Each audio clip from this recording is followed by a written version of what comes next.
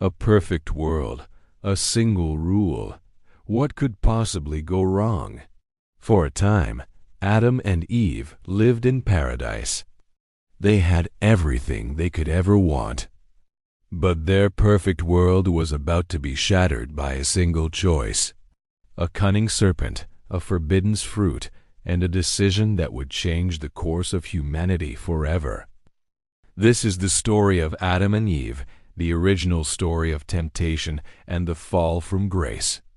Seeing all that was made, God saw that it was good, but the masterpiece was yet to come. From the very dust of the earth, God formed the first man, Adam. He breathed the breath of life into him, and Adam became a living soul. To give Adam a home, God planted a magnificent garden in a place called Eden. It was a paradise beyond imagination, with crystal-clear rivers flowing through it, including the Pishon, Gihon, Tigris, and Euphrates. Every tree was beautiful and provided delicious fruit. In the center of this garden stood two special trees, the tree of life and the tree of the knowledge of good and evil. God brought Adam to the Garden of Eden to care for it and enjoy its splendors. He gave Adam just one rule: you are free to eat from any tree in the garden, but you must not eat from the tree of the knowledge of good and evil, for when you eat from it you will certainly die. Adam was given the task of naming all the animals. As he saw the birds and beasts, each with its own kind, he might have felt a sense of solitude. God observed this and said, "It is not good for the man to be alone. I will make a helper suitable for him." So God caused Adam to fall into a deep sleep. While he was sleeping, God took one of Adam's ribs and from it fashioned the first woman. When Adam woke up and saw her, he was filled with joy and recognition.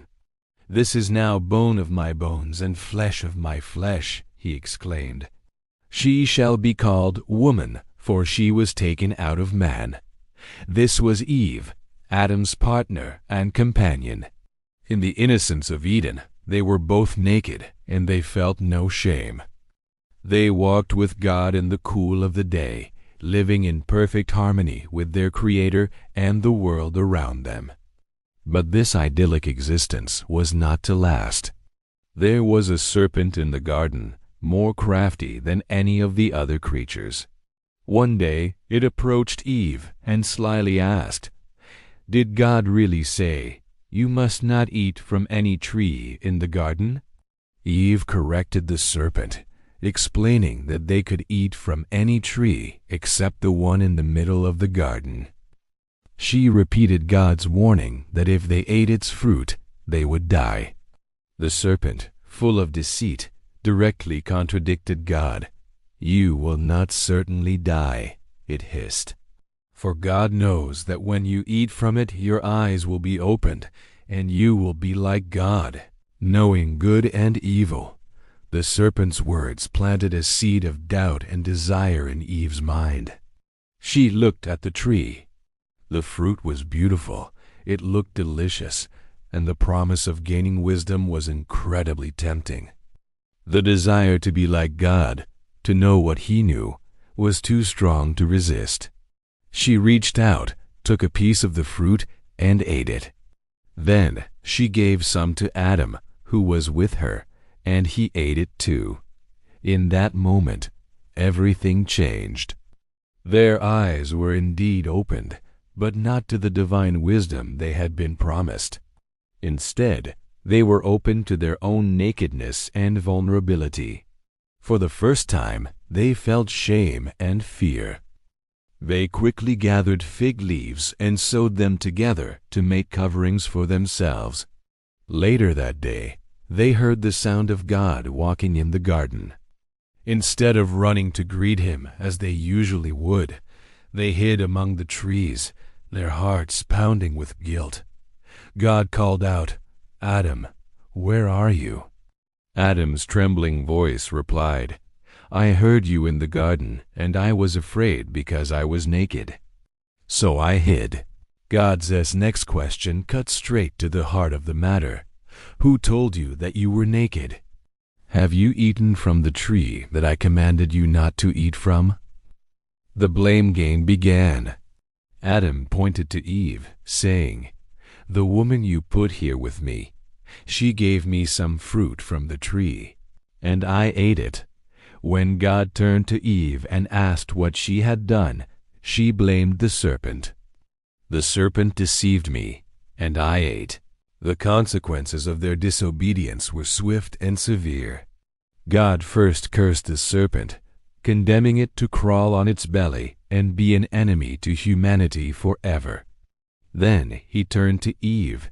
He told her that her pain in childbirth would be greatly increased, and her desire would be for her husband, and he would rule over her. For Adam, the curse fell upon the ground itself. "Cursed is the ground because of you," God said. "Through painful toil you will eat food from it all the days of your life. It will produce thorns and thistles for you." The easy life of Eden was over. From now on, humanity would have to work and sweat for their sustenance. And finally, God reiterated the ultimate consequence. "For dust you are, and to dust you will return." The promise of death, which they had ignored, was now a certainty. But even in this moment of judgment, there was a glimmer of hope. In the curse on the serpent, God hinted at a future redemption, speaking of a descendant of Eve who would one day crush the serpent's head. This is often seen as the very first promise of a Savior. To clothe their newfound shame, God made garments of skin for Adam and Eve, a stark reminder of the sacrifice that was now necessary to cover sin. Their time in paradise was at an end. God said, "The man has now become like one of us, knowing good and evil." He must not be allowed to reach out his hand and take also from the tree of life and eat, and live forever. To prevent this, God banished them from the Garden of Eden. He sent them out into the world to work the ground from which Adam had been taken. At the east of the Garden of Eden, he placed mighty cherubim and a flaming sword flashing back and forth to guard the way to the tree of life. And so Adam and Eve stepped out of paradise and into a new, harsher reality. Their perfect relationship with God was broken. They would now experience hardship, pain, and eventually physical death. Their story marks the beginning of human history as we know it, a story of struggle, of joy and sorrow, of good and evil, and the long journey of a humanity separated from its Creator, yet always holding on to the faint whispered promise of a way back home.